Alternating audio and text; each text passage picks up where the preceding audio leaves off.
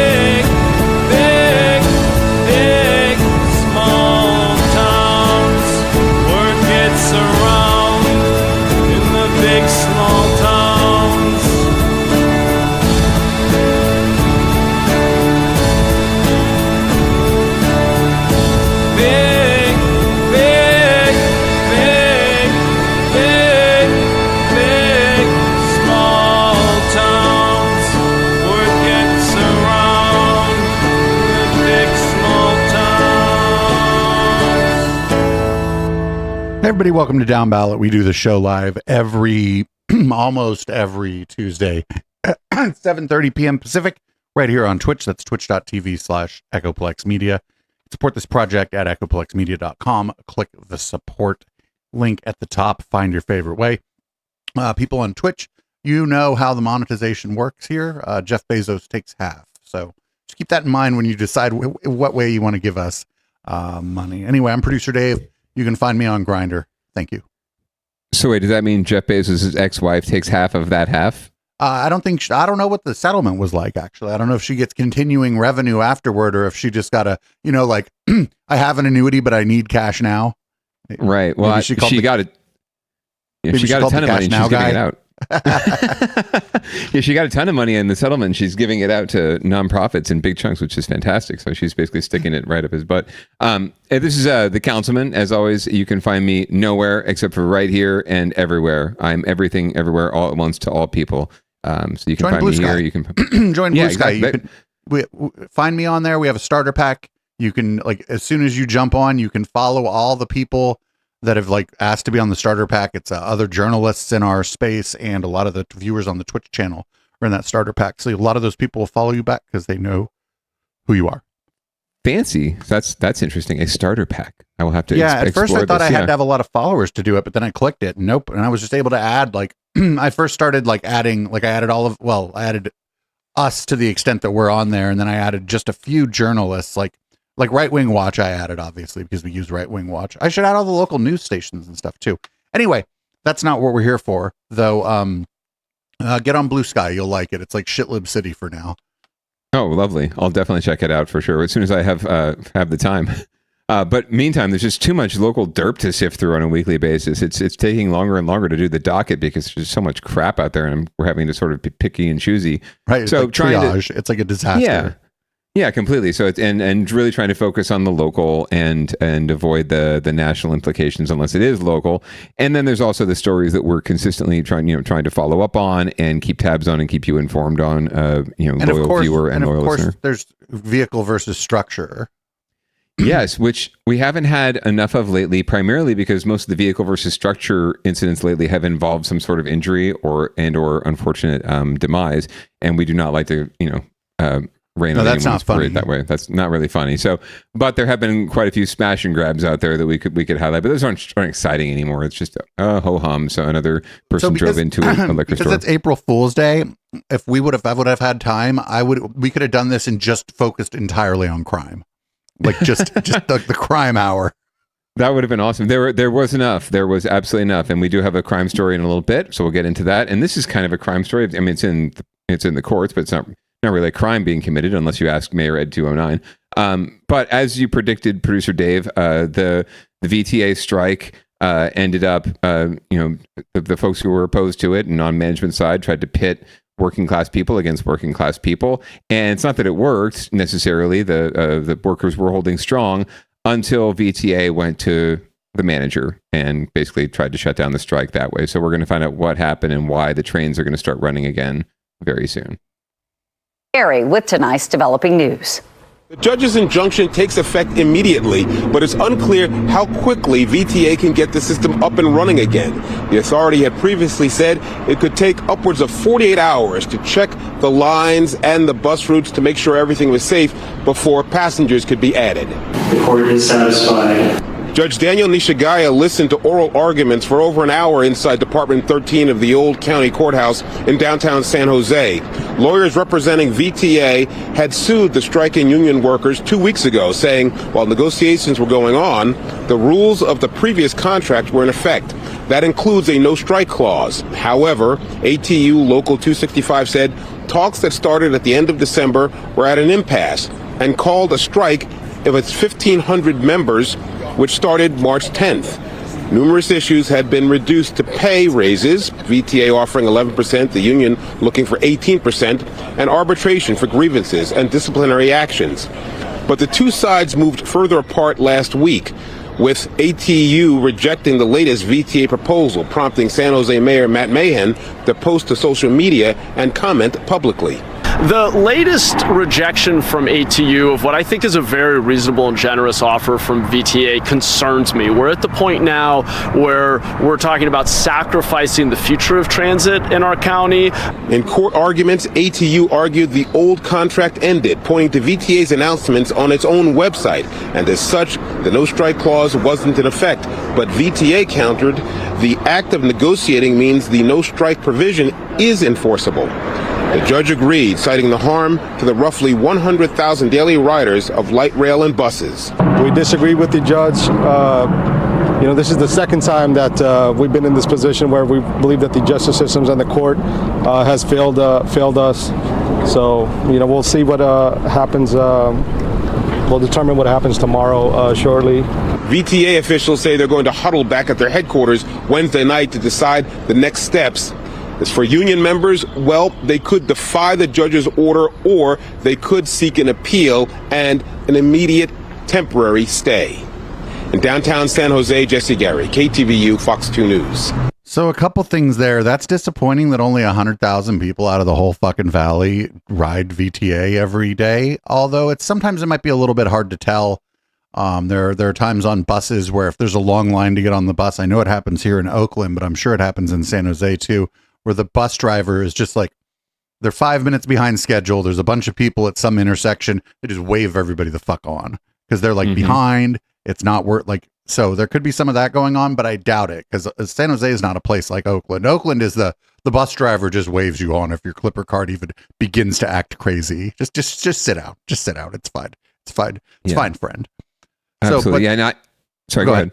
No, go ahead. I was just going to say, I don't see that's a going concern in San Jose. I mean, I'm not a regular VTA rider, so I don't have the lived experience necessarily, but from what I've found, that's not a general occurrence that happens. It may happen on certain lines like the 22, the more popular lines, but it's also not to the extent that it's going to throw off that number too much, right? Like 100,000 is probably pretty accurate. And you're right. Like it should absolutely be higher. We should be encouraging and trying to facilitate, public transit as the more viable option than sitting in your car for however long it takes you to get from where you're going.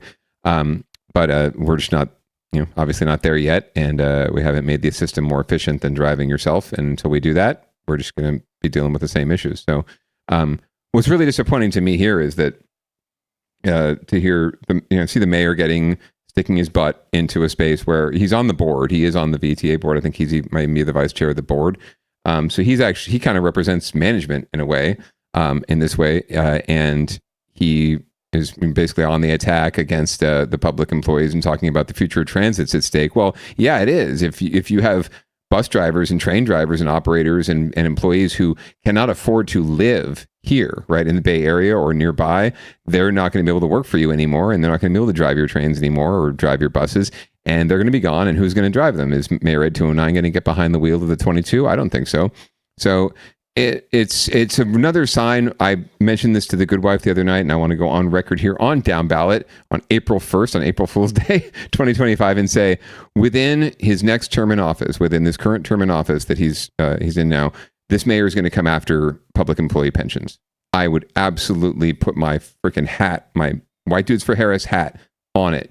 It's been a bugaboo for him and other faux Dems and faux progressives over the past 20 years, going back to Mayor Chuck Reed, who tried to get a statewide pension reform measure on the ballot, got pension reform, passed in San Jose, but it was stuck in the courts and ended up doing nothing and having to be adjudicated that way. So it's just a mess, but I can guarantee he's going to come back around for this because he's already raising the rhetoric around this battle between the employees and management. He's already raising the specter during budget talks about the unfunded pension liability, the big bugaboo that they like to use to scare everyone and all their donors into supporting it. So he's going to come for this, and this is just sort of building the case and building momentum towards that moment where he thinks he can. That'll be what he hangs his hat on eventually. I would almost guarantee.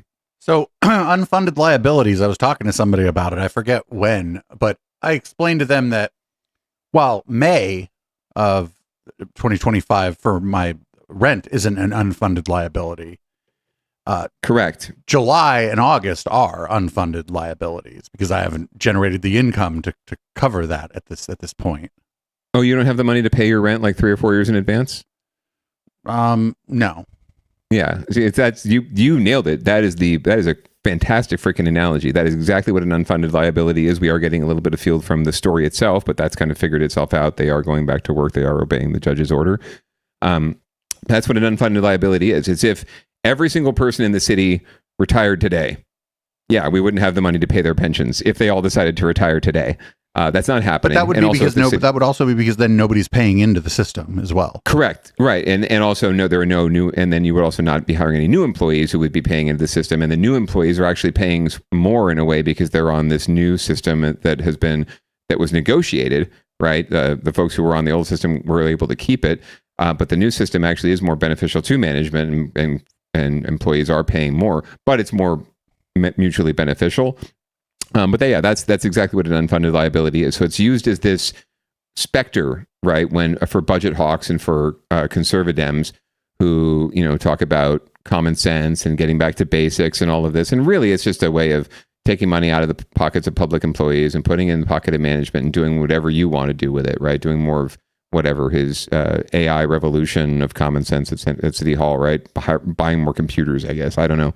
But whatever he wants to do with it, that's what he's coming for eventually. And he's going to use that to either propel his next mayoral reelection or this run that it's like, it's not even like telegraphed. Like he's got like a freaking spotlight out there spinning around, like one of those old spotlights at the movie premieres. Like, I am running for statewide office. I am running for statewide office. It's just like it's disgusting because it's so blatant. And yet it's really just us that kind of know all this because we're the ones paying attention. And most people just sort of say, oh, he's such a nice guy. He's got great ideas. He's a young whippersnapper really whipping the city into shape. And, I hope he does the same thing for the state. That's all people will see. But we can see right through it. It's so disgustingly obvious.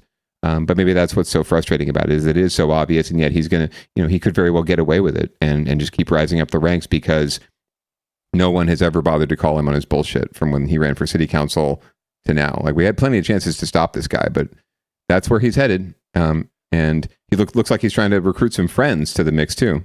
So the other thing I thought was interesting, and like a no strike contract. Well, what the fuck's the point of the union?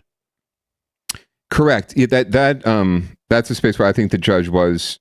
I mean, I guess it's a gray area, but to me, it's not a gray area. I mean, if your contract is expired, and the contract is what said you couldn't strike, then there is no strike clause. It's right. You're out of contract. Leverage during the contract negotiations, right? That's the leverage. Right. In fact, that is the leverage. That's if absolutely. If you don't get closer to what we're asking for, we're not coming to work. Correct. And the only industry really where that just can't apply really is public safety, first responders, right? Ambulances, fire, even police, right? They are actually not permitted by law to strike. Which is why they get binding arbitration. That's their last resort. So a judge can force them into binding arbitration with their employer, with the city. But yeah, that's exactly the case. That is exactly the ultimate leverage that the workers have is not working. It's just I don't buy the argument they made. The judge did.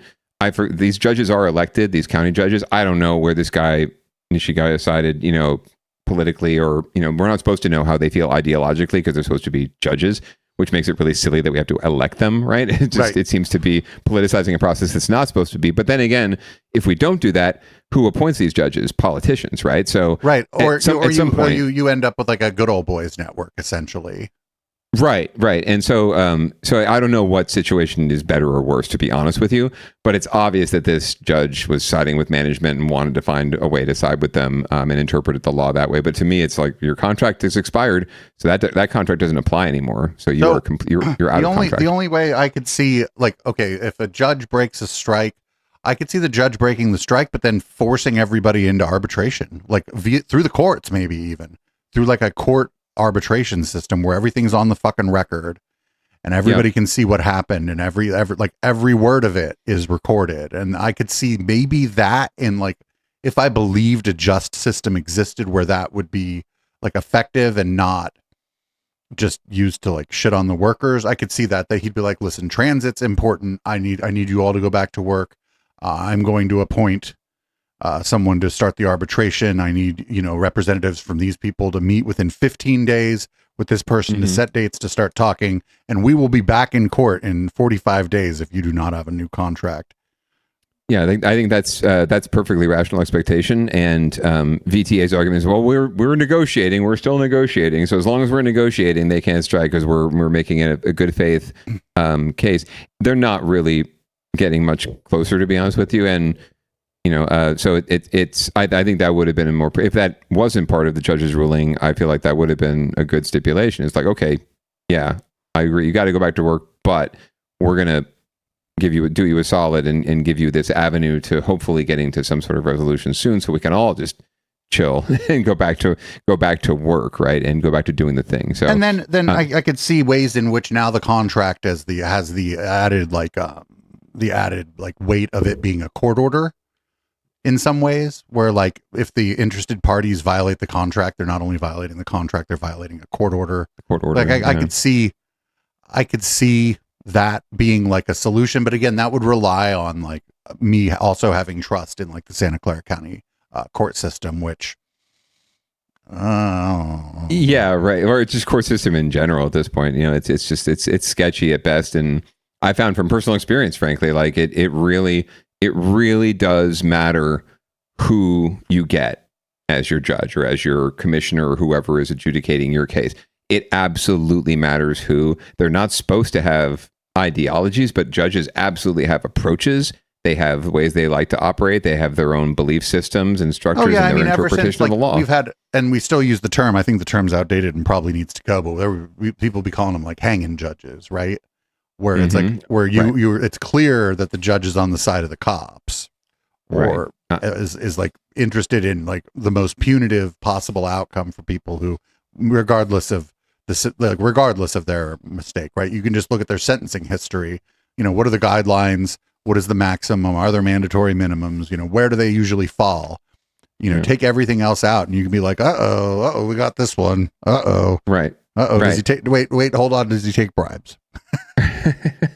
And it goes right down to, there's cases like lawsuits against cities for excessive force and things like that, where there's judges who absolutely will side with the city and law enforcement every time because they're part of the good old boys network and they defend their own. And then there's judges who are more activist judges and do respect and side more with, with victims or with defendants and at least have more of a defendant-minded approach or an open-minded approach. So it does matter who your judge is. It does matter what they believe. It's just hard to know how that's influencing their decisions without doing what you said exactly, which is reviewing their decisions. It just sucks that there was a stick for the union and there wasn't even like a carrot held out to the management. Do you know what I'm saying? There was just the stick, right? Then there was no like follow up from the court. There was no further involvement in a situation that appears like they need. Somebody needs to fucking mediate this, because if there's personal shit going on, you better bet some of those motherfuckers, they either hated each other before or now they don't like each other. Now they maybe don't trust each other. And so like a third party, even if it's an imperfect court system with like a I don't know what kind of person, it would probably be a judge, maybe not a criminal, but it might be this judge might. There are commissioners. I've learned all this. There are commissioners that are sort of like below judge, like they're not an elected judge, they're not the full-on judge, but they are able to hear cases like that, arbitrate. They just have to get the permission of the two parties for them to hear the case, right? So they can hear a case just like a judge. It's just that you have to get official permission from them to hear it. But yeah, that would be who would manage this. Yeah, I think it's headed that way anyway. I think they are from what I can tell, they're far enough apart on some of these issues that it's going to take that kind of sit down to make it work. But in the meantime, yeah, it looks like they're not going to appeal. They're going to they're getting back onto work. But again, they've lost a lot of their leverage at this point. So it's going to be a harder negotiating position for them, even if it is arbitration. It's fucked up that the judge basically took their leverage and then didn't like give them a hand up also in the process, right? Like it just feels like he just went in there and sided with the management, and that's it, actually. Right. Or just provided a solution that it doesn't guarantee, but at least sets both sides on the path towards a resolution, right? But it tilted the scale. Yeah, this absolutely tilts the scale. So the carrot would have been a better add-on to that approach, right? Like, what is okay? I'm using the stick, but what is the carrot? What is the way we can resolve this, right? Make them go back to work, but then make the fucking management give them a 10% fucking bonus, like while they're working, and like make it. Right. You know what I'm saying? Because these guys are without a contract, and they don't want to be forced to go back to work. So make everybody not get what they want. Be like, okay, I'm making you go back to work, but on your paychecks, you're going to see a 7% bonus on your paychecks until this is resolved, because we can't. You need, then you're acknowledging that what they're striking for. And these numbers that the news was throwing out, they weren't saying that these numbers were, I think, over 3 years, not like right away. And so the 7% would be higher than even the highest offer over 3 years. So it would have some, I don't know. I'm just like throwing ideas out there because I want the trains and the fucking buses to go, because if I lived in the South Bay, I'd have been fucked. But I also understand that like, you know, these people work hard. They deal with my bolt. They deal with me and my drunk friends on our way home from the caravan, for fuck's sake. Like, yeah. The courts wouldn't be able to do anything about that. They can't dictate VTA's budget or how they spend their money. That's just not space they can get into. It would just be interesting. Like but you're right. There's just, all there is like you go back to work and there's nothing else in it for the workers.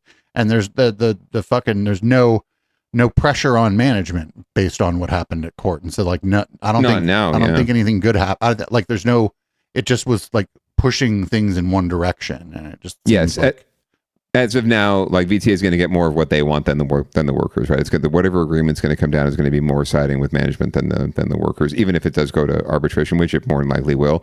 And ironically, that it's not even the salary. We've already talked about this on previous episodes of Downballot. It's not even the salaries that are the biggest issue with the employees, right? That's one of their bargaining chips. They really want more arbitration, guarantees, right, and more ability to get to arbitration rather than having to go through these back and forth tete-a-tetes, right? They want to have binding arbitration. They want to be able to. They don't want to have to strike, right? They want to be able to get to a resolution sooner, and that's part of the new contract negotiation. That was apparently more of a sticking point than the money, but they're making the money an issue because it helps them get leverage, right? But again, this is just take away their ability to strike, and you take away their most important piece of leverage, and so you're going to end up with a management favorable contract at the end of the day, which is unfortunate. But the flip side of this, and people don't maybe think about this, is if you've been like a train operator for 8 or 10 years or whatever, you're probably a pretty good prospect in the private sector. People are probably going to look really favorably on your resume, no matter what kind of career shift you try to make, right? So I think that's the leverage, is people can fucking be like, all right, well, I'm just gonna be looking for a job. I've been driving this bus for 15 years. I bet somebody will hire me to do something else.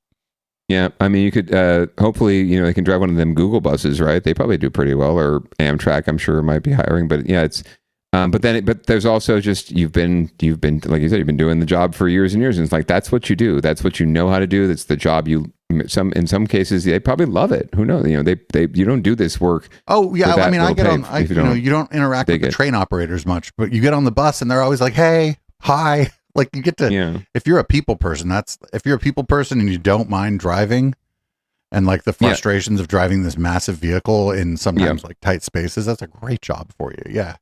Yeah, it's just like teachers, right? Like, why would you go into a screaming room of 36 kids every day? Why would you put yourself through that? You love it. You love the kids. You love maybe the camaraderie among the teachers, because teachers probably got some jokes about kids that nobody else is allowed to tell. Right, let's be honest. And they get paid, and they don't get paid enough to keep those jokes to themselves. So, it's similar. Like most public servants, they really do love their job and they really do care.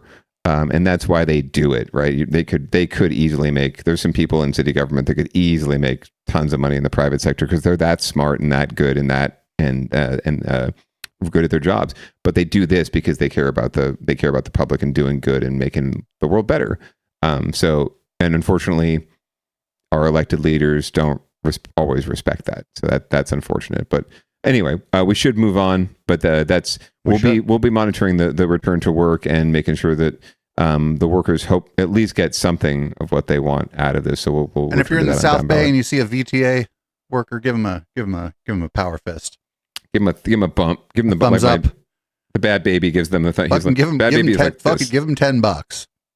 There you go. Right. Tip him. Don't just flash your Clipper card. Like they should have a little tip jar on the bus. That would be great. Wouldn't that be great? The bus. I bet they'd rake it in. Yeah, 100%. Like $1 here and there, 25 cents. Like over the course of an 8-hour shift. They say that some panhandlers, if they're really good, they can make a living just panhandling. Frankly, if you're really good and smart about it. So who knows? Yeah. In this case, you're also driving the bus. Yeah. Right. You get the paycheck and the tips. So. We got to move on because we have so many other stories to cover. But it's a very important subject, and it has a lot of avenues that come out of it too. Not the least of what's coming in the future for public employees. So, as we move into down ballot watch and recall watch, we have an election coming up a week from today in Oakland when they will be electing their new mayor.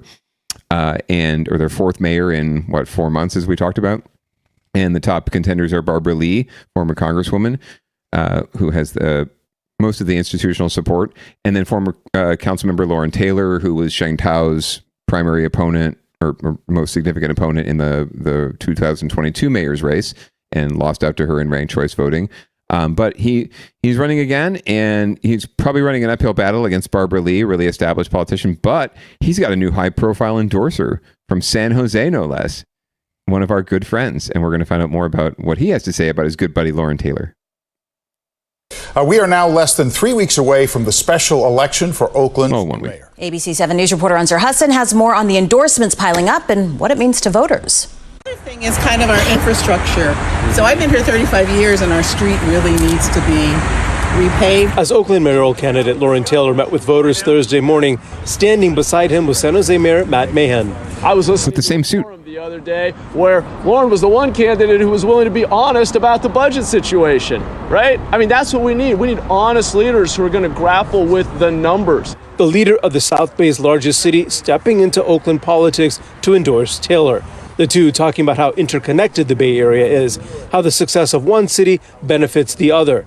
Taylor welcomed Mayor Mahan's support, knowing his main opposition, former Congresswoman Barbara Lee, just this week got a series of key endorsements from business, labor, and community leaders. I know how to resist, and I know how to make sure we form those coalitions to make sure that we fight back. And this is why Oakland firefighters are proud to endorse Barbara Lee for our next mayor. Yet Mahan and Taylor also spoke of breaking away from establishment politics, which they argue is what Congresswoman Lee represents. Business as usual in politics is not going to work. Just having a long list of endorsers who don't actually live the real everyday experience that Oaklanders have, that's not going to solve things. But political analyst Nolan Higdon at UC Santa Cruz says political endorsements may not really sway voters. But I think what's unique about Oakland is there's so much hometown pride in a city like Oakland. And so nobody in Oakland knows who the fuck Matt Mahan is except for me. This guy's totally right. Yeah, he's trying to make sure that they do know. That's entirely about him. Well, we'll get that in a second, but yeah, he's right. You're right. Wager that, outside endorsements or people from outside the city of Oakland probably carry less weight. Higdon suggests that endorsements are more about signaling to others within the party which political factions they support. And in an era of social media, endorsements carry more weight when it's big hitters, like Barack Obama for Democrats or President Trump for Republicans. Still, he says an endorsement from a neighboring Democrat does help Taylor. Something he's certainly going to want to highlight and use as a way to try and get more donor support or maybe make this race seem more closer than possibly it is to people in Oakland. The special election for Oakland mayor is set for April 15th. In Oakland, Ansar Hassan, ABC 7 News. So yeah, nobody in Oakland knows who, or I don't even think people in Oakland give a fuck who the mayor of San Jose is. Oakland's like not that kind of place. Not at all.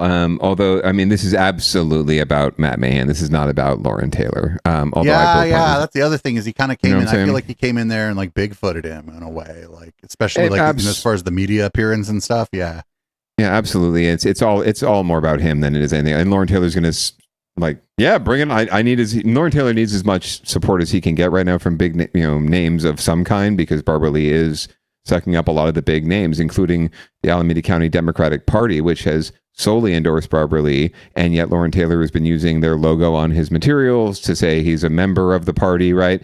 And so the party's pushing back on him and saying, no, you can't do that. Shame, shame.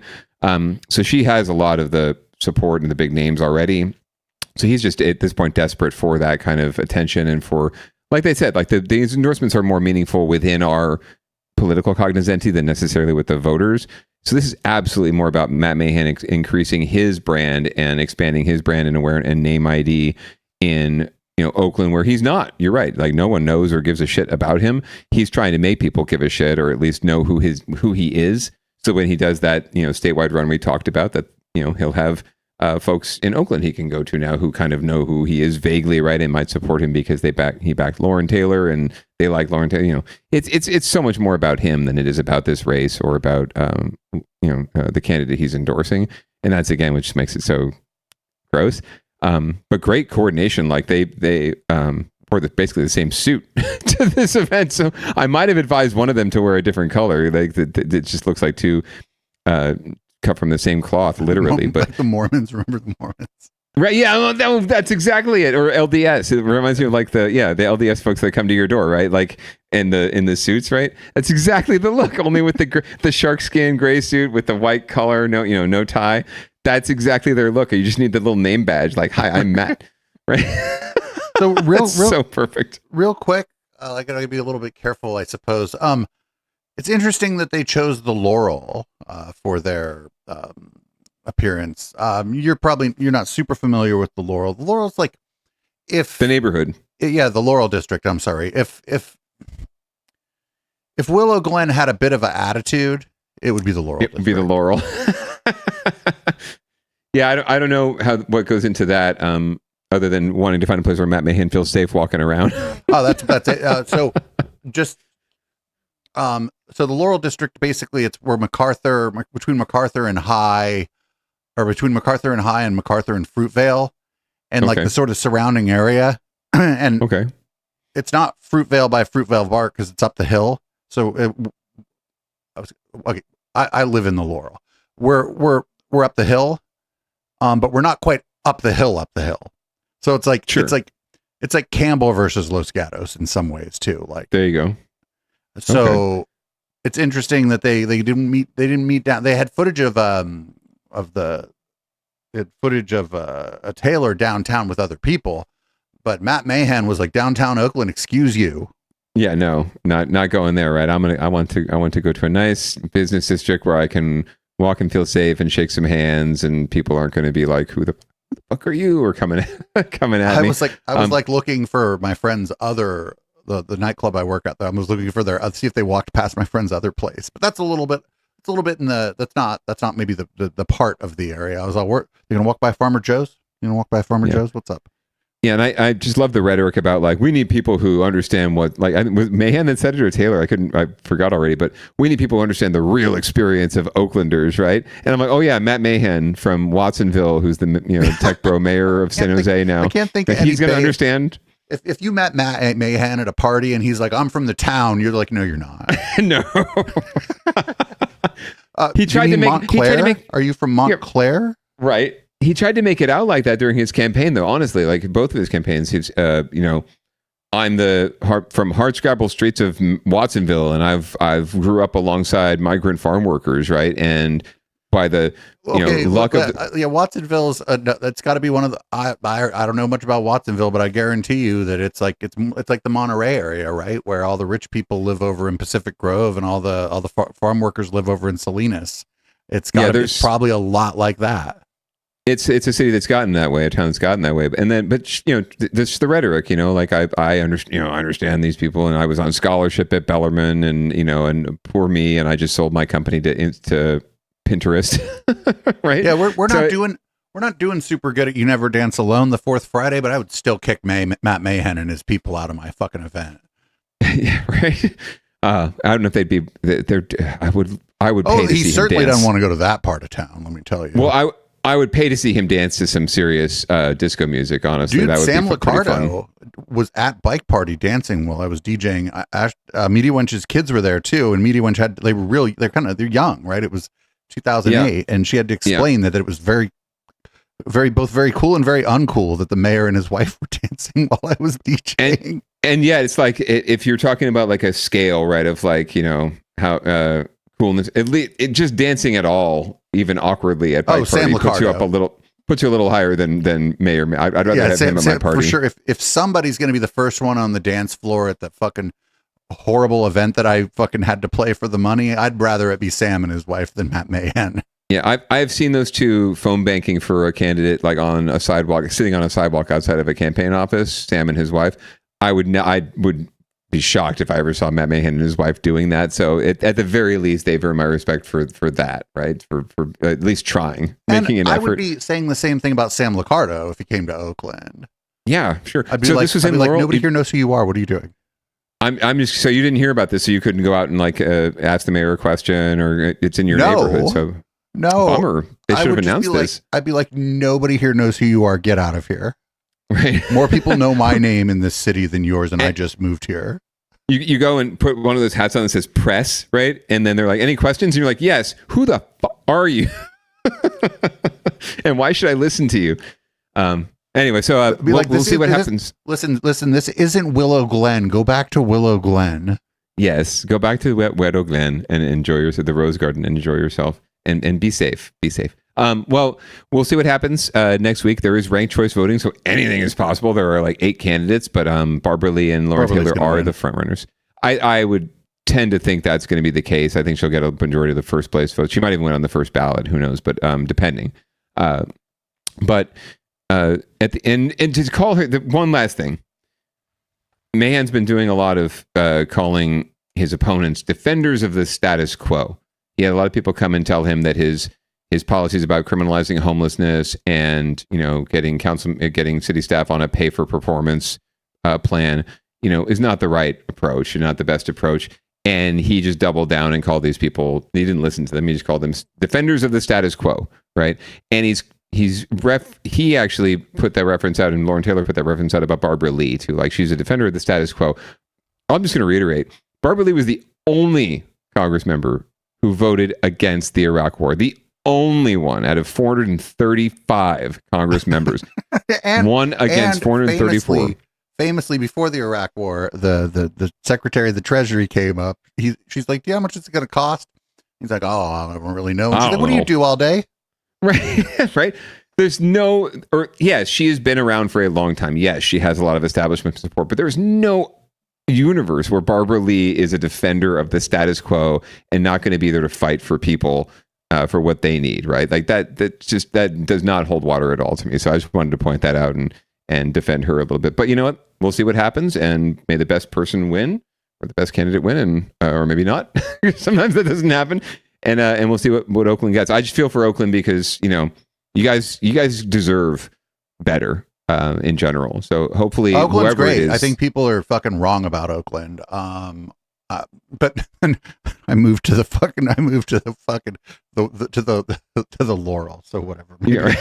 What do you know? You live in the Laurel, I just bro. You talk don't know shit real about Oakland. the neighborhood they went to the photo op in, and I'm like, I could walk there in 5 minutes. Right. What do you know about real Oaklanders, producer Dave? Anyway, you should run for mayor next time. I think. Yikes! Absolutely not. Hey, it's ranked choice voting. Anything's possible. Moving right along on recall watch. We've had a recall of a couple DAs recently that were successful. So the folks up in Contra Costa County said, "Hey, we don't like our DA. We'll try that whole recall thing too." But it looks like they're running out of. For people, Contra Costa County is basically on the other side of the hills from where I live in Oakland and north.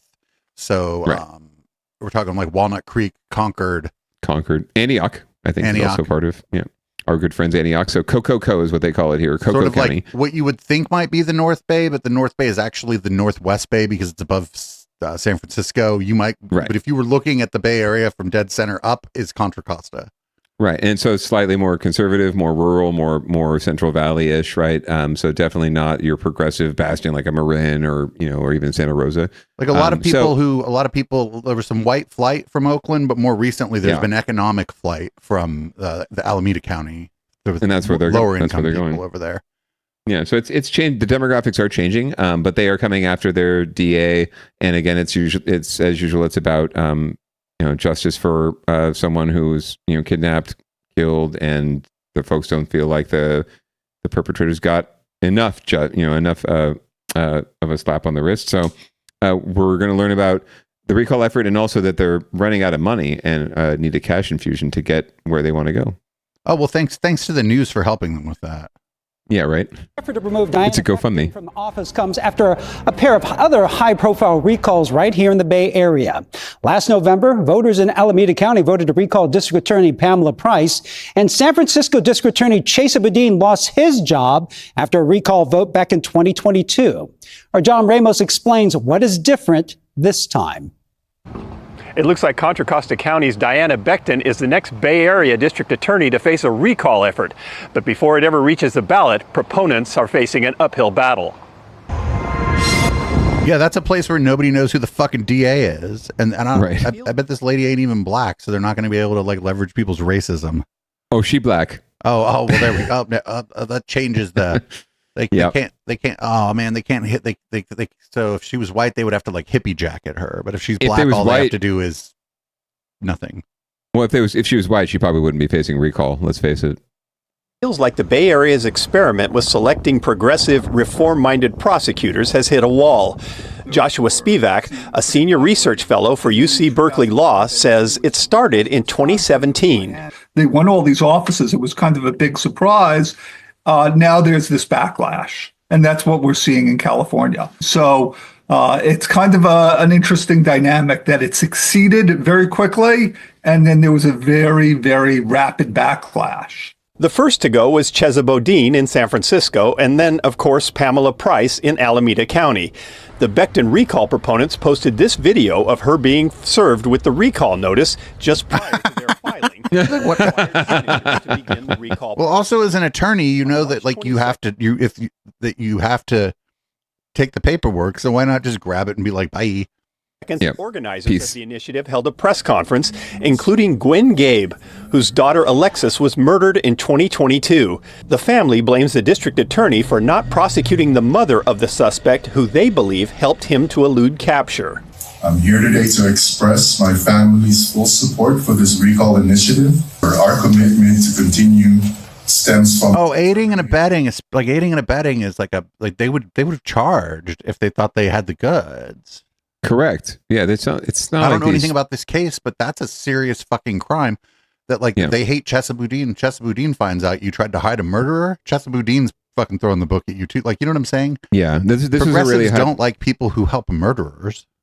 Correct. Yeah, we didn't cover it on Downballot because it's not what we cover. But this was a pretty high profile case in the Bay Area with this Alexis who had disappeared and then was found murdered, and there was. They know who did it. It was an ex-boyfriend, but there was suspicion, or at least smoke, that his mother had aided him in avoiding capture. But you're right, especially for a DA, for a prosecutor, a government prosecutor, you don't go down that road unless you can make the case, right? At least have a high likelihood of conviction, because it's such a immense investment of resources and time and energy, and also media attention and everything else that would go along with it. And if they tried to prosecute her and she got off, it would be even worse than not trying at all. And at the end of the day, they found the killer and they prosecuted the killer, and that's he's getting justice. I just wonder, and I don't know enough about the case, but I just wonder if it's like, oh, I'm sorry, you have to go. If you don't have a warrant, you have to leave my house. I don't talk to the police. It could be anything. It could be so many things, and it's so many things that unfortunately, I feel for the family members. Right, you lost your daughter. I can't imagine what that would be like. Right, you want answers, and you want justice, and you want something to some sort of not closure, but just some sort of reassurance that that it's not, she didn't die for no reason or whatever. I get it. I totally get it. But it's at the same time, these are the folks that their emotions get manipulated by people who have ulterior motives. And the ulterior motive is to get this reform-minded DA, or who they didn't like in the first place, out of office, right? And so they're leveraging, just like in Alameda County, just like in San Francisco, they're leveraging these victims and victims' families who are going through major emotional trauma. And to me, it's revolting to see that happen, to see that these folks, their emotions are being manipulated for political gain. And I feel for them. I really do. I want to do something to help them, in some way rationalize what happened, but they're trying to rationalize the irrational, and it's not possible. To prevent other families from experiencing what we endured under District Attorney Diana Becton. The recall organizers are all family members of crime victims, each with a different story, but all are dissatisfied with the way they've been treated by the DA's office. Becton declined comment today, but in a response statement to the recall said, quote, "This recall is not about safety. It's a politically motivated attack that misrepresents her record and undermines the will of Contra Costa voters," end quote. Starting the process is pretty easy. The recall graphic design is their passion. Look at this. Voters only had to get 100 signatures to get the process started, but now the hard work begins. They will have to collect 72,000 signatures in the next 160 days, and that can be expensive. It cost $2 million to get the signatures to put Price on the ballot, something Gabe admits they do not have. Currently, we don't have $1 million to support this initiative, nor do we have $2 million to hire signature gatherers. But what we possess... No, this is going nowhere. What we have is NBC Bay Area. CBS. And a GoFundMe page. Residents of Contra Costa County who are frustrated with the current situation. Spivak says in California, recalls are a lot easier to start than they are to finish. California, the real trick with all recalls is getting over that bar of getting the signatures. And that could be very hard. I'd say somewhere between 3/4 and 2/3 of recall efforts fail at that stage, at the signature gathering stage. However, if you get the signatures, watch out, because most recalls succeed. Most recalls lead to the removal of the official. And when it comes to the office of district attorney, there is really only one issue: crime. And people tend to vote their feelings on something like that, if it gets to the ballot at all. And Becton has been the county's district attorney since 2017. She is the first black woman to hold that job. Oh, good job on the news. They tend to vote their feelings. Oh God, where did they get the idea that crime is out of control? You stupid fucks! Like, no idea at all where they would get that impression. Either from the news or from reactionary mayors like Matt Mahan, who like to focus on data, except when it benefits them, and then they don't have any data at all. It's just anecdotal narrative. I don't know what's going on here. I mean, like that story about, like, I thought it was going to be like, oh, this person, there was no enhancement for such and such a thing in their sentencing and all that, but it was just that, like, they didn't charge mom for not helping basically, I think probably for not helping the police. Right. It's and I have nothing else to say. It's really frustrating again to see these victims that are being used for, like, just like the DA said, she's exactly right. This is absolutely politically motivated. This has nothing to do with justice. It has nothing to do with this case or any of the other victims. It's absolutely politically motivated, and folks are unfortunately being sold and used to get it forward. Hopefully they don't find the money and they can't get the signatures, but now that they've got this, public outcry on the local news, then they all have to do is start a GoFundMe page, and sure enough, they'll probably find the money somewhere. There'll be someone who was willing to bankroll this, right? There's someone out there who is just like dead set against these reform DAs and is ready to throw down like $1 million. It's like a rounding error in their bank account, right? One of these tech bro asshats. Or maybe Matt Mahan finds some money for them. I'd say we'll keep an eye on this, but I have a feeling this is going nowhere, and we're not. I hope it doesn't. And when it doesn't go anywhere, we will be here on Downballot to cover it. Or not. Right. Well, we will at least have a 40-second story to say it didn't happen. We'll do it as and another thing. It'll be a good human interest story. So this next, I couldn't believe it when I read this next. Could you just read what's on the docket for everybody? Yes. This story is titled "Evan Lowe Fined for Hiding Payments from Nonprofit to Alec Baldwin." So if you're just as confused as I am, this 45-second clip may not solve everything, but we're going to try. We'll try. Former South Bay Assemblyman Evan Lowe is being fined more than $100,000 for campaign finance violations, including a paid appearance by actor Alec Baldwin. A political watchdog group says Lowe missed deadlines to file payment reports for donations that he solicited for his nonprofit. The state requires elected officials to disclose payments of $5,000 or more within 30 days. Lowe is also accused of using the nonprofit to pay actor Alec Baldwin more than $227,000 to appear at 2 events, including a fundraiser. Lowe represented parts of the South Bay in the state assembly for a decade, then lost a tight race for a seat in Congress last year. We reached out to Lowe and his attorney, but we did not hear back. What the fuck? Like, okay, yeah. Listen, was this Alec Baldwin thing while he was running for mayor, or while he was running for assembly? But also, whose bright idea was it? It's like, who's going to get people to vote for you and give you money? Alec Baldwin. Yeah, I actually think it was for a fundraiser for his nonprofit, which it's a nonprofit, but it's absolutely a political machine and a fundraising machine for him to spend money and in other non-political areas that gain him political clout, many elected officials do this. They have their pet projects, their pet nonprofits, their pet donors, right, who have their own nonprofits. They funnel projects to and donations to these folks all the time. It's not, there's the bugaboo about the nonprofit industrial complex. It does. These are the kind of stories that make that story or that narrative have any legs at all, because for the most part, the nonprofit community is doing right and doing good and trying to help people and is not running away with public dollars. But there are those circumstances where they do, and there's situations like this that lead to that narrative having weight. This has long been suspected. I mean, Evan has been a prolific fundraiser his entire career, whether it's for his campaigns, and now he's actually landed in a decent spot. He's the executive director now of a national LGBTQ plus advocacy organization and political organization. So he's long been known as a very hefty fundraiser, and the fines seem pretty heavy. So there probably were quite a few violations here. But also, I can point out that he's not alone. Like, there are many, even high-profile politicians who've just failed to file reports or didn't file adequate reports or didn't file reports on time. There's a lot of reporting you have to do. I'm not excusing them at all, but they do. There's a lot of skirting and corner cutting and other not so up and up ways of doing this work. And when you're going fast and furious and doing the hustle that Evan's doing, and you have a huge apparatus around you, right? There's probably only so much that he was even aware of personally, even though it's him getting the fine, right? And it's his campaign or he is the one getting fined.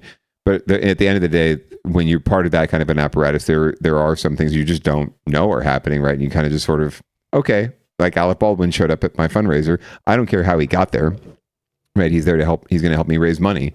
And so you don't ask, don't tell, but that doesn't excuse him at all or any of them, right? They should know what's going on with their businesses and their operations. But that is generally how it happens, is the folks around you, create these challenges and problems, and then you have to face them as the elected. But you should know better about what's going on in your operation. So maybe this will, lead to more up and up and openness and transparency from former Assembly Member Lowe. The chat has some ideas of maybe who should be at the next fundraiser. We got Lyle Menendez, Bill Cosby. Right. Let's just line them. Yeah, exactly. Like who's the I'm frankly impressed with how Alec Baldwin has been able to resurrect himself out of all of this. Like, he was even on the 50th anniversary, right, of SNL. He's doing all the things now. He's just back in the good graces again. And granted, I don't think that I don't think anyone could possibly say he meant to kill a cinematographer. But the way he responded to and reacted to the whole situation was just reprehensible.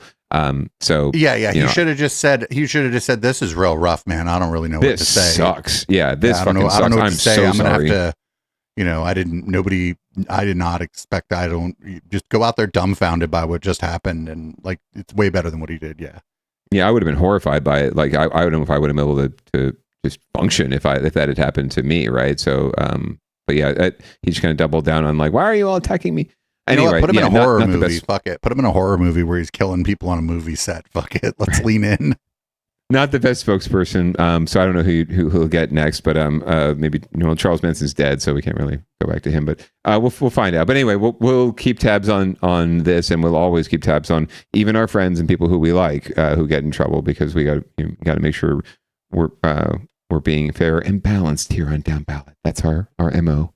So we're gonna move on to winners and losers here, where there are no winners unless you were rooting for somebody, and that person is not going to win. There's a disparity here between the headline on the YouTube video and what's on the docket. So we got on the YouTube video, it's like shipbuilding could bring economic big boost to Bay Area. But what it did really that to fuck me up. Poorly written. Yeah, I rewrote did that it specifically to fuck me up. But then it's you're a really poorly written headline. On the docket. It says California Forever Tech Bros scrap Norman Rockwell City for shipbuilding. So what is? This is what we call pivoting. So we've covered quite extensively the sort of dream city that a bunch of tech bros had invested in up in Solano County near Travis Air Force Base to basically create a city out of nothing. in an effort to generate more housing and affordability and community in the Bay What's that Area. old song? Shove 16 tons and what do you get? What do you get, right? Another day older, deeper in debt. What do you know? Them and their Eastern European CEO spokesperson, dude, right? They're going to build ships. Their Hitler Youth spokesperson. They encountered some resistance to just squatting down and building a city out of nothing in the middle of this rural community. So they scrapped that idea. And instead, now they're thinking, how can we use this land that we've acquired that's along the Delta? And they hear the winds of, shipbuilding and industry as being favorable. So now they've pivoted and figured out a way to make some money off of their investment without having to build the huge city from scratch. And we're going to find out more about it on this hit. There is a growing push to build a better Bay Area by building more ships. Between a local lawmaker. I'm sorry, what the how can you listen? I like this guy. He's been on the air for a very long time, but listen, just say that and then just throw your fucking mic and be like, I have enough money to retire. I'm out of here. I'm out. Build more ships. There is a growing push to build a better Bay Area by building more ships. Between a local lawmaker and a controversial development plan, the shipbuilding industry is in the spotlight tonight. And ABC 7 News reporter Suzanne Fawn has the story. We see these large container ships that many of which are built by China that are streaming in and out of the bay. So many container ships come and go from the Bay Area. The number of them made in China far eclipses U.S.-made ones. Congressman John Garamendi explains. For every 500 ships that China builds, the United States built one merchant vessel. President Donald Trump is calling for an expansion of shipbuilding in the United Of course he is. Saying in his address to Congress that he wants to offer tax incentives to give the industry a boost. Congressman Garamendi says it's time to take action. Eliminate China's unfair advantage in the shipbuilding industry. Garamendi will head to Mare Island Friday, holding an event to push his Ships for America Act to put the U.S. back in the shipbuilding business. The United States has basically given up its shipbuilding industry. We used to be the biggest shipbuilders in the world in the 1950s and early 60s, and then we gave it away. The Bay Area Council agrees with the push to revitalize shipbuilding. We want to restore manufacturing and the economic power to the United States. Shipbuilding is going to be an important way to do that. This comes as a private development consortium, California Forever, pursues plans for building a massive new shipbuilding and maritime industry hub along the Sacramento Delta in Solano County. That's a recent addition to its plans for a new city expected to go to the ballot next year. So it just, all the pieces were really coming together at this time for us to make a strong statement that the Bay Area is ready to restore and re-energize its shipbuilding industry. In San Francisco, Suzanne Fawn, ABC 7 News. Oh, this is great. This is going to be like there's shipbuilding, but as like gig work. Right. And apparently in addition to the new city, which apparently they still have on their radar for next year. So this just adds to the Norman Rockwell painting, the shipbuilders and, the the working class white dudes coming home from the shipyard, right? Honey, I'm home. Where's dinner? It all fits right into their mentality. And it's so perfect that it comes from a fucking Trump speech, that it's backed by the Bay Area Council. I'll forgive John Garamendi. He's kind of a slave to his constituents. I mean, that's his district, and it means jobs and economic growth. And he probably can't fight that political beast, unfortunately, even though he is probably not not super big fan of the California Forever folks. But it's bringing together all of our greatest hits, and I'm sure Matt Mahan will come in. 3D print a barge. What are you talking about? Like, get with it. Join us in the future. Oh no, Matt Mahan's going to pitch AI shipbuilding at some point. Like the computer's going to come and just do it all for us, right? So there's no need for the people anyway. But that would be counterintuitive to. That'll be after the ballot vote. If there's any sort of public vote or public input, then after that we'll find out that the computers are going to build them all, and it's not actually going to be people doing it. And that all those renderings of the city are really just, window dressing. This is all about just creating something out of nothing and creating more revenue for folks who want to see the world a certain way, and it's not the way that we would, unfortunately, like to see it. All right. Well, We got Mayor Ed 209 back on the docket, along with the California Attorney General. They're going to talk about the attacks, I suppose they're going to call them, on Tesla vehicles. Yes. Well, the U.S. Attorney General speaking out as... Oh, it's the U.S. Attorney. Oh, it's Pam Sorry, Bondi. I mixed that up. I thought it was Rob Bonta, but yeah, it's actually Pam Bondi. Are being vandalized throughout the country and right here in the Bay Area. This as criticism mounts against Elon Musk and his role in the Trump administration. Today at the Bay's Bob Riddell joining us live this morning. And Bob, even San Jose's mayor is actually chiming in publicly. This is after an incident over in the South Bay. He is. Good morning to Marcus. And the U.S. Attorney General is calling the recent destruction of Cybertrucks and Tesla cars, quote, domestic terrorism. I'm referring to AG Pam Bondi, who is referring to a couple of recent incidents that took place nationwide earlier this week. Someone set 2 Tesla Cybertrucks on fire at a Tesla dealership in Kansas City. The FBI, which is now investigating with local law enforcement, sent out a message to the perpetrators, quote, we will come after you. A couple hours after that, another arson attack on a Tesla repair center in Las Vegas. Law enforcement there says a suspect in all black used what appear to be Molotov cocktails to destroy or damage 5 cars and spray painted the word resist on the front of the business. Investigators say the motives for both attacks are still unknown, but they come as people nationwide are protesting Tesla CEO Elon Musk and his prominent role in the Trump administration. Musk calls the arson attacks, quote, violent terrorism. Now, this is a video posted on social media of a man keying a Tesla car that was parked outside a Costco in South San Jose. This is what you were referring to, Marcus. On Monday, San Jose police arrested that man. San Jose Mayor Matt Mahan posts on X, quote, keying a car because you don't like the person who designed it is like breaking a clock because you don't like the time it shows. If this crime was politically motivated, our residents can't be held accountable for something Elon Musk is doing 3,000 miles away, referring to the owner of that car that was keyed.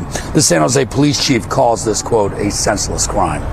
Reporting live, Bob Riddell today. Oh, we had this just like they blew up the Teslas in Kansas City. Somebody keyed a car in a Costco parking lot. Get the fuck out of here. Jesus Christ. This is national news, right? This is more. I wonder why people think there's so much crime and so much violence out there when you're talking about, and we don't know what the motivation was.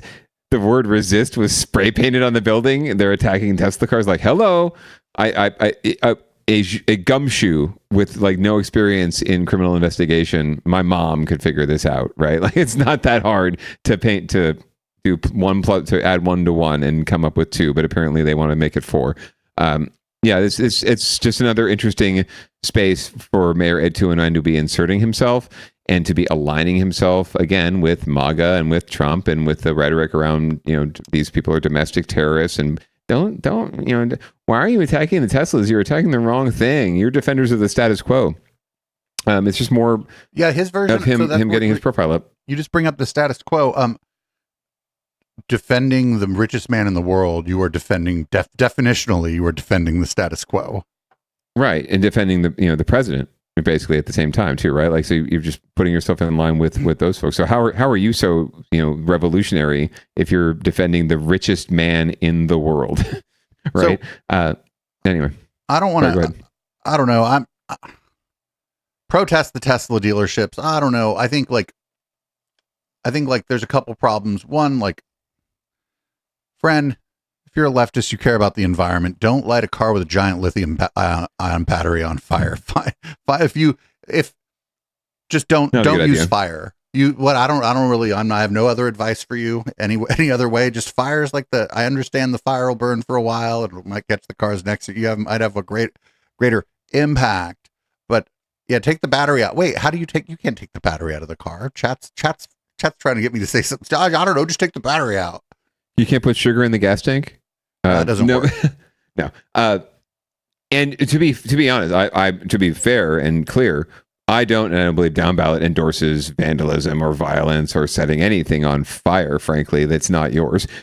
So don't get the sense that we're trying to condone this in any way, but to call it domestic terrorism and to insert yourself into some sort of national dialogue over a car getting keyed is just self-aggrandizement and performative, and everything we've come to hate and know about Mayor Ed 209. So it's par for the course. But to align yourself with Pam Bondi and the Trump administration is just further evidence that we've got a MAGA mayor, and as much as they try to hide it, that's where we're at in San Jose, and it's like he talks about, this is happening 3,000 miles away. No, sir, it's happening right here. You are making this stuff happen right here in our town, in your city. So yeah, we are justified in talking about it, and it is something we need to bring up because you're bringing that mentality to our city, to our neighborhood. It's not just happening in Washington. And real quick, the chat mentioned that Elon Musk didn't design any of these cars, actually. God, yeah, when, exactly. When Matt Mahan said the designer, no, there's a team of people who are employed by the Tesla Corporation who designed all these cars. Correct. Technically he might own them, right? But he's not. Yeah, they're not his baby. And they're not his car, right? It's not like anyone's going to Elon Musk's house and filing his. Oh, maybe we should. Who knows? Does Elon Musk even drive a Tesla? Really good question, right? Do we know what kind of car Elon Musk drives? I don't think so. I mean, if I had that kind of money, I wouldn't drive. I'd just have other people driving me around. But more likely he does, right? He has Trump driving around, although Trump doesn't even know what a car is, apparently. So you believe the news. We're going to have to move on here. Yeah. And no matter what people tell you about crime, you're not going to believe it, right?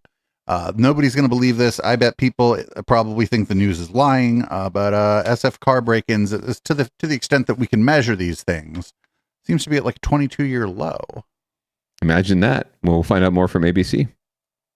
A Better Bay Area is about identifying challenges facing our communities, finding solutions, and then following through to see if those solutions actually work. In San Francisco, something appears to be working for one of its biggest challenges, car break-ins. A new analysis of city data shows reports of break-ins at a 20-year low. It's really fascinating what's happening. And ABC 7 News anchor Dion Lim is here with the solutions that really may be working. Dion, you were skeptical at first, to be fair. Yes, I was. Look, I've covered a lot of crime in recent years, and as a journalist, I am always skeptical of data. So I went in search for answers to the question, do the numbers really match up with reality?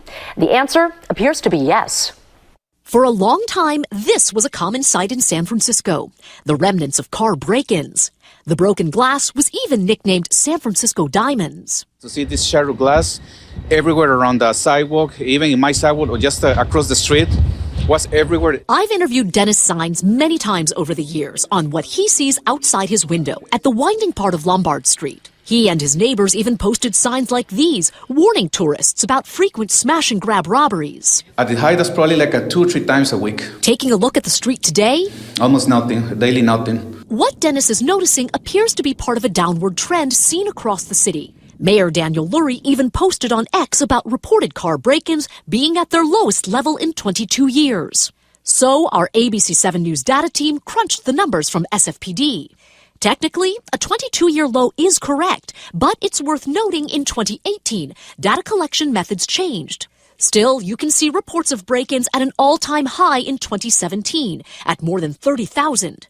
By 2024, they went down 50% from the year before. Data is one thing, but I wanted to get some real-world context into the situation. I'd like to get some anecdotes, actually.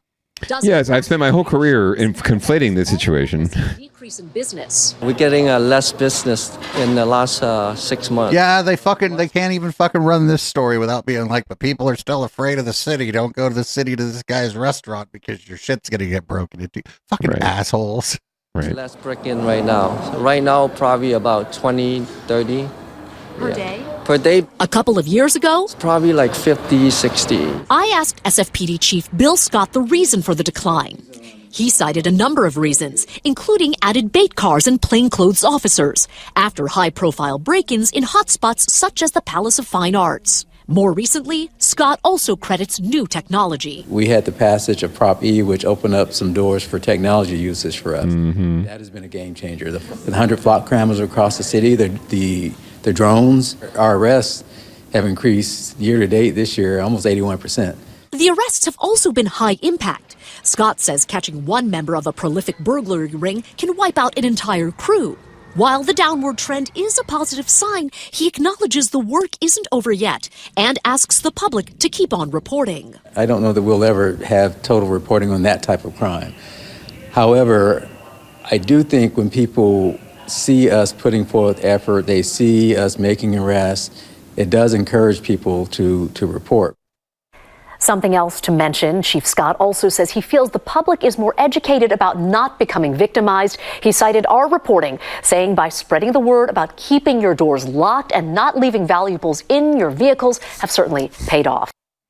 Oh, so we did it, but also be afraid of the city. Like, yes, we were so thank you to the local news for helping us sell our narrative that we needed Prop E and we needed all these extra powers and these extrajudicial powers and, you know, to be able to chase people and use drones and all these things.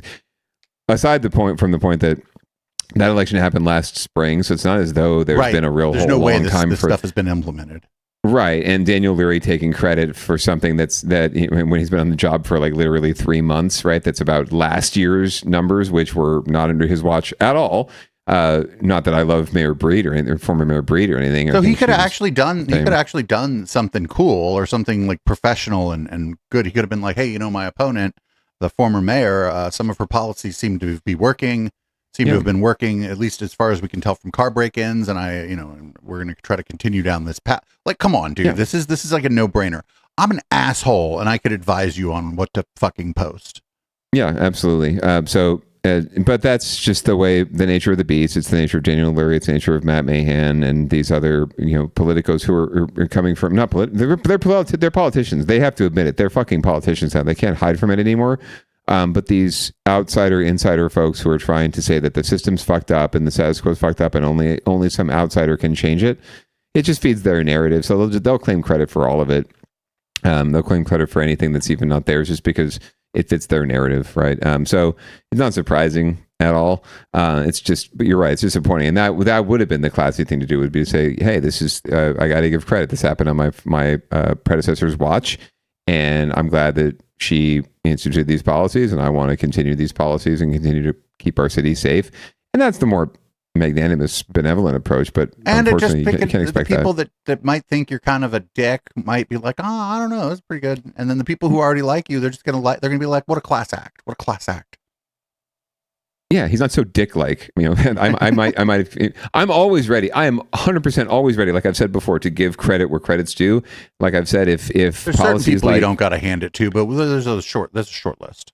Right, and even if Mayor Leary, Mayor Ed 210 or Mayor Ed 209's policies around housing and homelessness were to be successful, right, I would be the first to line up and say, yeah, you know what, I was wrong. They were right. They did it the right way, and look, we're solving the problem. I don't think that will happen, but at the same time, I'm perfectly humble enough and willing to admit that I was wrong, and that and that they deserve the credit. But in this case, like, there's no credit deserved by the current mayor, and as much as I don't like the previous mayor, she deserves the credit. So I have a couple thoughts. I mean, more and more cars just straight up have cameras in them. Yep. More and more cars are made with glass that's harder to break, which is.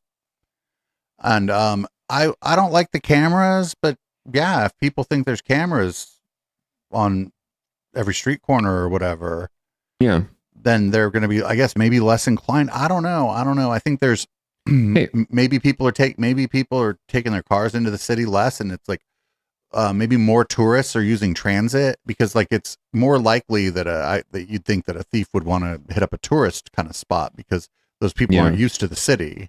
And so they might leave their purse in the car. They might leave, because what they're not looking for, they don't want your car. They don't want your fucking car stereo.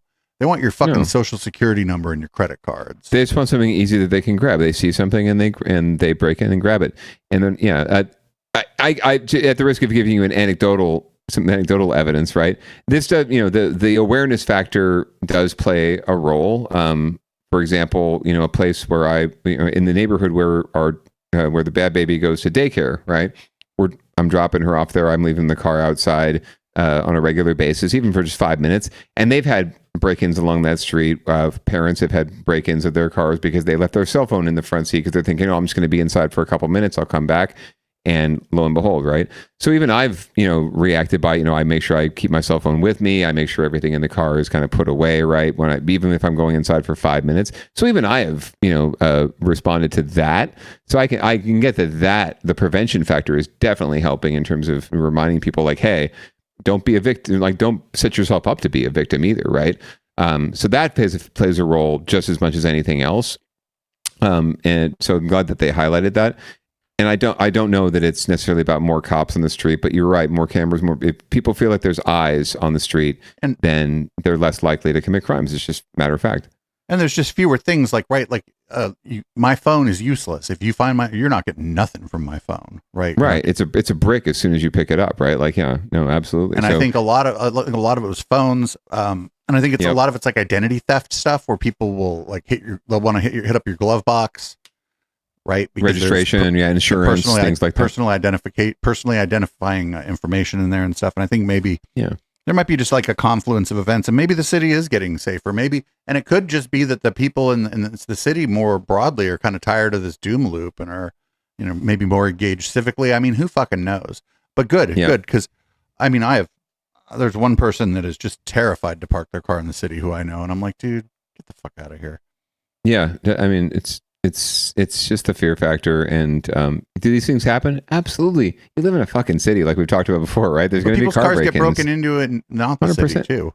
Right. And everywhere, right? But the more you put people in close quarters with each other, it's percentages, right? Like there's people that are more inclined to commit crimes or more, and then there's people who are less inclined. But when you put everyone together, you're gonna have crime, right? That's how it's gonna happen. And especially when you have the economic inequality and disparity we have now and all the other social issues that we have, which aren't necessarily drivers of crime. I understand that, but it makes it a more desirable occupation, right, than whatever shit job you're working necessarily. So yeah, there's certainly a lot of factors that play into this, but the news doesn't do anyone any good, especially when they spend all the time conflating these issues, and then suddenly the data comes out that says that it's not the case. Well, we decided we'd look into that because we're skeptical of that too. We're skeptical of things, we're skeptical of the non-doom loop narrative, right? But they're almost more skeptical of it. Now they got to dig into it. Whereas with if the numbers were up, right, if there was a 22% increase, what would it be? It's like crime is up 22%, and we talk to leaders about what they're going to do about it, right? How they're going to solve the problem of crime being up, as opposed to let's look into the numbers and see if that's really happening, right? No, they wouldn't do that for that case because it would feed their narrative and keep people watching the news. That's kind of gross too, to be honest with you. Like we're gonna be a part of building up this narrative, and then we're gonna do one little story because the data said that we were wrong. I guess we were wrong, but we wanted to dig into it because we don't trust the data. We don't trust that we were wrong. We have to make sure we were wrong, and even then they don't admit it. All right, well, we're gonna move on. We got this story about a judge. Apparently, I think we'll just let this story roll actually because we've got two stories about judges this week, I guess. This one tells itself. Yeah, that's exactly right. The judge said that the attorney for the state of California in the case and that his fellow judges on the bench did not have a fundamental understanding of how firearms work, so he proceeded to do a demonstration, attached it to his opinion, and then posted it to YouTube. A retailer. This is one of the most popular handguns currently on the market. Judge Lawrence Van Dyke sits on the Ninth Circuit Court of Appeals in San Francisco and posted this video attached to his dissenting opinion on California's law banning large capacity magazines for firearms, at one point sitting under what appears to be an assault rifle. The Ninth Circuit decided in favor of California's Attorney General, and Judge Van Dyke said the attorney from the Attorney General's office and his colleagues on the bench didn't understand some of the fundamentals of how firearms work. So he posted a video he said would help explain. And the entire gun is designed around the automatic cycling mechanism. That is, when you pull the trigger and fire a round, right when that happens, it automatically will rack the slide back, eject the round, the spent cartridge out of the gun. It will grab a new round out of the magazine, put that round into the chamber. University of California School of Law San Francisco professor David Levine said a judge adding a video to an opinion is rare, but one where the judge themselves demonstrates something in that video is unheard of. I've never seen, or I can't think of one, where a judge has themselves created an exhibit. Judge Van Dyke's colleagues on the bench also criticized the move. I know that Judge Berzon wrote an opinion where she basically said what Judge Van Dyke was trying to do was to be an expert witness in the case. Despite the fact that courts generally rely on precedent, Professor Levine said it's unlikely that more judges will follow in Judge Van Dyke's footsteps. I wouldn't expect that this is going to be the new way to issue opinions or, something like that. Who knows? Yeah, right. And for now, the law banning large capacity magazines stands in California, but it could be appealed to the U.S. Supreme Court, where the justices may very well review that video posted by Judge Van Dyke. We're live in San Francisco. Christian Kafton, KTVU, Fox 2 News. Mike. So that's cringe, and I didn't even think about, even though the case has already been adjudicated, I didn't think about the judge almost acting as an expert witness, right? But yeah, I mean, this guy's like fucking Facebook pilled or whatever, because this argument is like, if you see people arguing about guns, somebody will come in and go, "You don't even know how a gun works," and I'm like, point and shoot. Yeah, it's not that complicated, right? And just inserting himself into this case in just a way that goes above and beyond the scope of his role, right? As far as video opinions, like I don't. The future is the future, and technology is technology. So yeah, I struggle to read 20, 30, 40, 50 page court decisions. Yeah, that'd be myself. Great actually, and it would also be like good a for YouTube like video. The vision impaired, because the video also has audio, right? So you would be able to like it would include, like, if you just read your opinion, that'd be pretty cool actually. Yeah, and might even encourage you to be a little more brief, or legal briefs, right? A little pun there, but engage in more brevity and just directly, like maybe speaking more in common sense, for lack of a better word, or more lay people's talk, right? Like language that we can understand, right? Not legalese. So yeah, that I have no problem with that. But this seems to be walking a really thin line, and then to appear under like an assault rifle, right? Like if you're trying to appear unbiased or objective, not exactly the best look, right? It kind of screams like, I am all for these guns, and that's why I dissent on this opinion, not because of some sort of legal parameters or regulations or just interpretation, really just his own personal interpretation of what guns are all about. I was waiting for him to accidentally fire the gun, because that would have been... It would have been great if it just went off, like he's just like cocks it, it goes off, and it shoots a hole in the wall right into the next judge's chamber. Right. That would have been just lovely, but probably wouldn't have made it to YouTube, to be honest with you, at least from that judge. Maybe the camera person, I can't tell if he shot this himself or he had one of his like staff or his clerks like shoot this, or if he just set up the iPhone himself to it seems like he set it up himself and just did it all on his own. Even his clerks, I would think, like, law students would be like, Your Honor, this might not be the best look. But hey, you got your opinions and you want to make them heard. YouTube's the place. All right. So there have been two sagas, sort of, that are used to not be related in San Francisco that we were covering. This is in Get Your Shit Together, by the way. Yes, we've been covering pickleball because it's really funny watching rich people complain about pop, especially when they have their own pickleball court in their backyard. Very funny stuff. And then we've been covering transit in the Bay Area. Muni seems to have not gotten as much news coverage. Maybe their ridership bounced back and they're not in as much financial trouble as other agencies. I don't know. But apparently pickleball is somehow going to save Muni, and man, if you're annoyed by the noise of pickleball, having it in this location, the acoustics are just fabulous. Yeah, absolutely. As a matter of fact, the SFVTA board is meeting right now, and Muni is pitching the board on the idea of using some of their already existing facilities, and that could include using garage roofs as pickleball destinations. It's no secret that San Francisco's Municipal Transportation Agency is working on ways to turn struggling parking garages into moneymakers. The agency is facing a $320 million projected shortfall. Throw a rave on the roof, dude. VTA says we'll get to that. Parking is down more than 20% compared to pre-pandemic levels. To reduce the budget deficit, the agency has already implemented parking rate increases and streamlined operations. Now the agency is exploring the idea of allowing hotels to use the garages as valet locations and allowing fleets to park their vehicles there, and even converting some rooftop spaces like the one on the top of the 5th and Mission garage into tennis or pickleball courts. Some garage users said it will activate underused garages. I think it's a great idea. If it's not being used, find something it can be used for. While pickleball players Players say they love the idea of more places to play. If they have to pay, they say the idea may be a bust. If you have to charge for them, it's not likely to make it because there are so many free courts around. That's the thing. So we're not going to solve your money problems for you. I'll tell you that. That old guy's like, we're not going to fix your I ain't problem. paying for that shit. And founded Urban Innovate.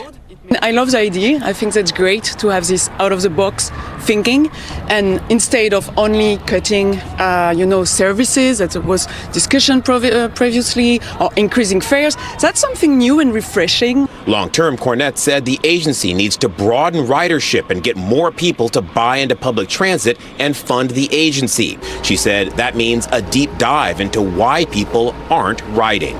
You need to understand the granularity in these non-riders, and you can really work on them like step by step and trying to get more people. The idea of converting garage roofs into pickleball courts is far from a done deal at this point. It's best described as being in the idea phase. The agency, though, is hoping through some combination of new parking strategies to save as much as $18 million per year. Claudine. I guess the question is, there's a lot of pickleballers out there who might be thinking right now, well, that sounds like a great idea, I'm in. So do we have any idea from idea stage to actual reality how long that Won't somebody think of the pickleballers? really could be? No, the old guy was like, what are you going to make me pay for this for? I just walk around the corner and use the tennis court. Right. Yeah, it's hard to say how long that would actually take because it's, as I said, still really in the idea phase. I think that at this point, SFMTA is trying to find all different ways to leverage the assets that they have, and this is one of the assets that they have. And keep in mind how successful this has been in the past. Remember, UN Plaza, we're just across from there right now. That was an area that was relatively underutilized. The city's Rec and Parks Department came through and built a skate park there and has really transformed that area. I think SFMTA is looking to see if they can do the same with some of their garage roofs. I think a lot of people would say creative That's solutions stupid. are a great start. All right, thanks for Put a bar up there. Fuck it. Shit, yeah. I mean, and they talk about like idea to eventual implementation. This is public works we're talking about, so it's going to be like 3 or 4 years before this actually happened. I have a novel idea, producer Dave, about what you can do with your vacant and underutilized parking structures. Housing. How can we convert these spaces? Can we build, if we're building parking structures, this is something that's happening a little more common nowadays. How can we build these structures so that they can be converted into some other use eventually when parking becomes, obsolete, where we don't need the space anymore, as more and more people are embracing either rideshare or public transit or just getting around in other ways, right? And not wanting to drive and park and pay fees to park their car and leave it someplace, right? So what can we do to make the spaces more productive, not just for parking more cars or for people playing pickleball, but for actual like productive, useful, things, right? And purposes.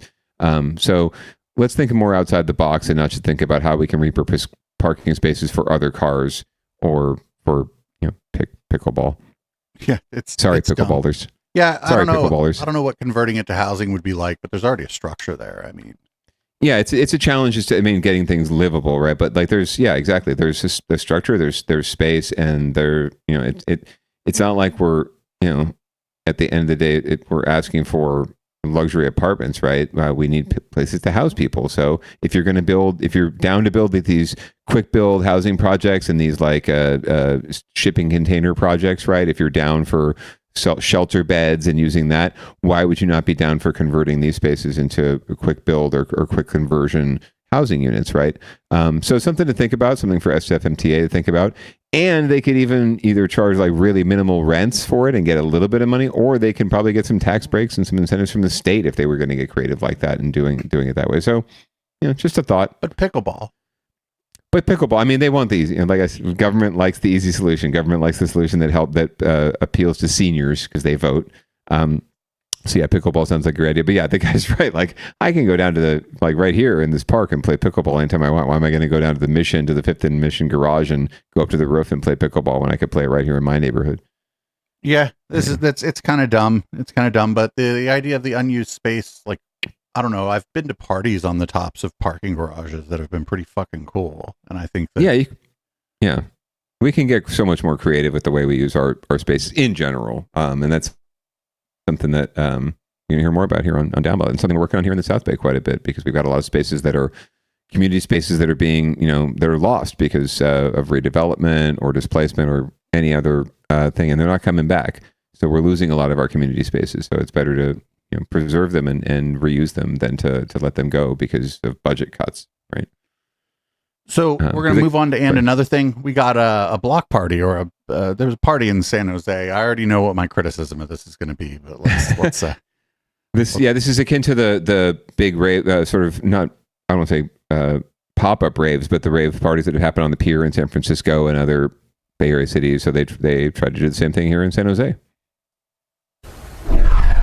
Of all the places to party on a Saturday night, San Jose City Hall might not be your first choice, but it was for thousands tonight. The flashing lights and pounding music, part of the Fisher Block Party on the plaza outside City Hall.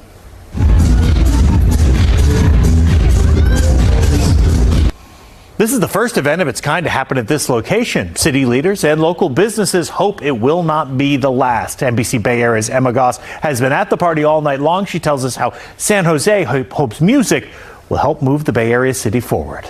I've got a spectacular bird's eye view of the thousands of people dancing up and down Santa Clara Street, enjoying the live DJ music from the main stage. And for the vendors that came out here, it was a big win today. With house music on full blast, DJs kept the crowd dancing for hours outside San Jose City Hall in anticipation of Fisher, the block party's main headliner. People are traveling from quite literally all around the world for this event, and we're happy to have them here in our beautiful city. Among a crowd of some 10,000, locals came out in big numbers. It's nice having a rave out here in, the Bay Area, in San Jose, in my hometown, that we can all come together. This is not a rave. Show each other peace, love, unity, and respect. The day-long event, organized by San Jose Foods in collaboration with the city, gave 15 local vendors like Hash and Dash a breakfast pop-up, a spotlight, and a boost in business. We're doing burgers for the event, hoping to grow, maybe get into a brick and mortar here in San Jose sometime soon. And gave partygoers an excuse to shop. All secondhand, shop sustainable, save the environment, help the earth. Event organizers tell me this was their second block party in downtown San Jose and the largest, certainly not their last. In San Jose, I'm Emma Goss, NBC Bay Area News. So San Jose Foods, I'm glad it was San Jose Foods and not the usual suspects putting this on, but I do see somebody else is bringing out, it was a Diplo or something, and it's gonna, my criticism here is gonna be the same. I bet there were no San Jose DJs playing at this. More than likely, no, right? All things being fair, props to San Jose Foods. Like they do good work. And as far as an influencer goes, it's great to see an influencer bringing more love to San Jose and trying to make San Jose cooler. I do think Anthony's doing what he can to do that. It just shocks. It blows my mind because I follow San Jose Foods. I'm pretty well attuned to the arts and culture scene here in San Jose, and yet I had no freaking. Maybe it's because I'm a dad now, and that's just how it works. But I had no freaking idea this was even happening. Not that I would have been like front row for Fisher. I have no idea who fucking Fisher is, to be honest with you. But this kind of thing is something that I typically, and people like me would know about, and I didn't hear thing one about this until after the fact. So that's the one thing that's kind of surprising to me, that if you're doing this at City Hall Plaza, like it was probably all over San Jose Foods' shit, and I just hadn't checked their shit in a while. Did not hear any peep about this from the city or the city's arts and culture department or any kind of notification about this. They're all on other shit. They're hyping other shit. No one was hyping this in more of a official capacity, and it's happening at City Hall on Santa Clara Street, like in front of the Civic building. And this is to me, this is an opportunity. It's a completely missed opportunity for civic engagement too. You've got thousands of people who have no fucking idea about what city government is in your house, like at your house, and you're not doing anything to try to, leverage that to improve people's awareness of engagement with your city, right? It's really just another party, and it's just another place where they're having a party, and not necessarily like there's no meaning to it or no purpose behind it. And you're right. There's once again, as usual, just not a lot of love for the locals, right? The local vendors, Hash and Dash, good people. I know them. They have a great product. I would love for them to have a brick and mortar spot. But that seems to be the extent of it. Yeah, and when it comes to drawing a crowd, there's a lot. It seems like we have such a vibrant and potentially vibrant scene here. As you know, there's so many artists that we have out there that are high class, world class, and yet don't get the opportunities because we overlook them in favor of the act from out of town that can draw a crowd, right? If you're not doing anything to hype the scene and hype local artists, how are they supposed to ever draw a crowd, right? How are they supposed to ever get to the level where they can go to another city and be a draw? They can go to Austin or LA or somewhere else and be a draw there, right? It's never going to happen. You're just going to keep propping up, these outsiders. Not that I'm sure Fisher's a fantastic DJ. I'm sure people know him and we're very excited that he was here.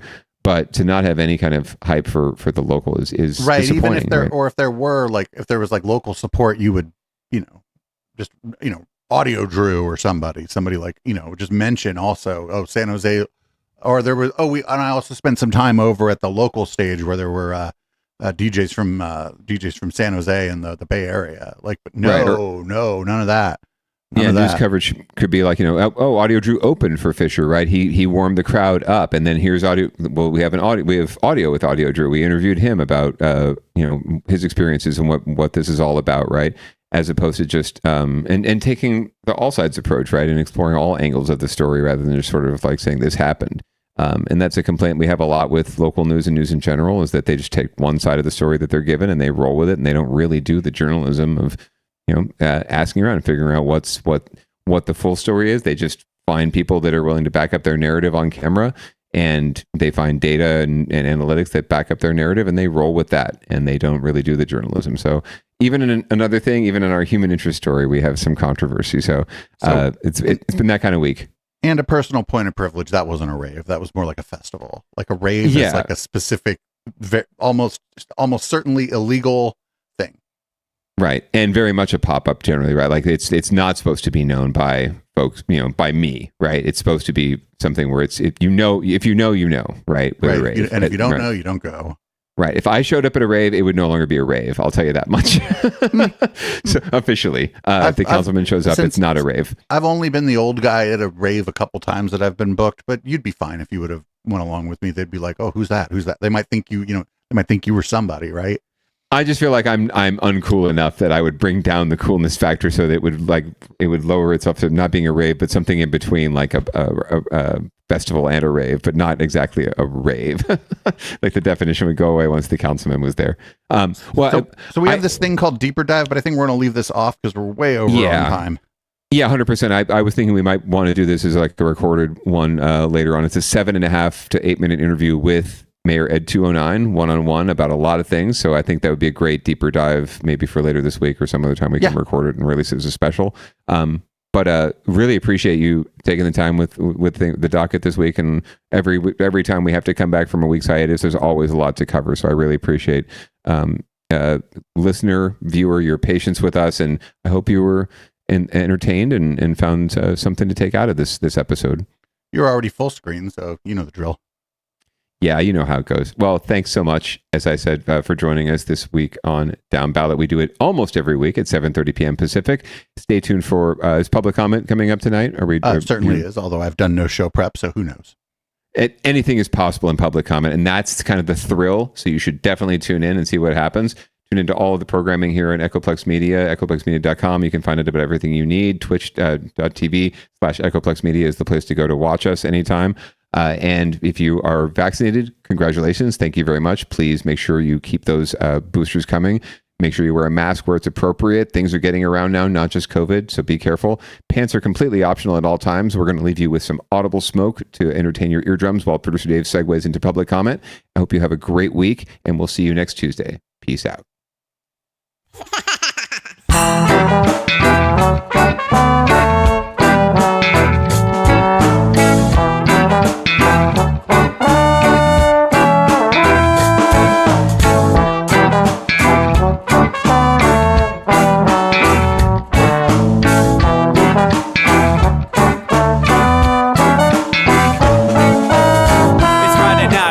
Time to get get the party started. Pick up my phone just to check and see who's calling. Dress up real nice for the ladies at the bar, and I'm driving in my car just to get to where they are.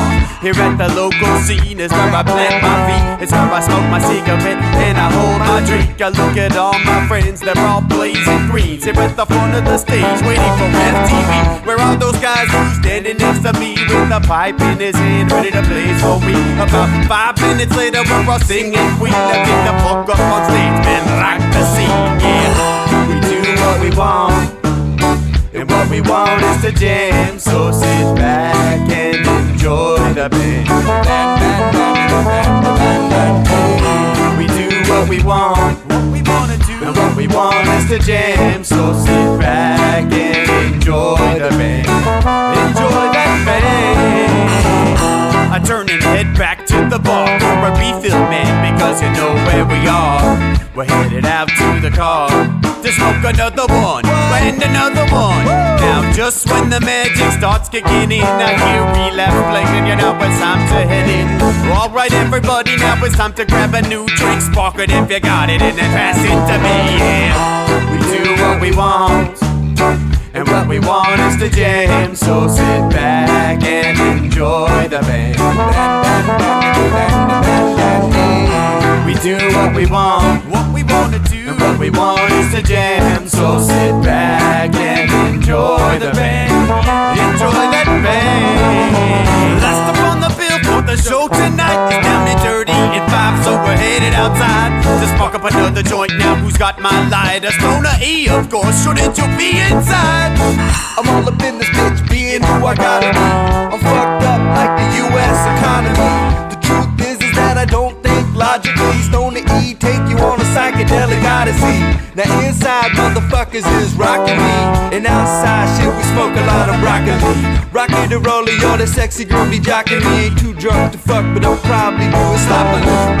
We do what we wanna do, and what we want is to jam. So sit back and enjoy the band. Enjoy the band, enjoy the band. We do what we want, and what we wanna do, and what we want is to jam. So sit back and enjoy the band.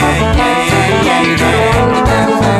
Molly say that he like jamming, and he hope he like jamming too. Well, I gotta say, thank you, Bob, we do. Yes, I gotta say, thank you, Bob, we do. Well, Bob Marley said that he like jamming, and he hope he like jamming too. Well, I gotta say, thank you, Bob, we do. Yes, I gotta say, thank you, Bob, we do. Yeah, we do what we want, and what we want is to jam. So sit back and enjoy the band. We do what we want, and what we wanna do, what we want is to jam. So sit back and enjoy the band. Enjoy that band.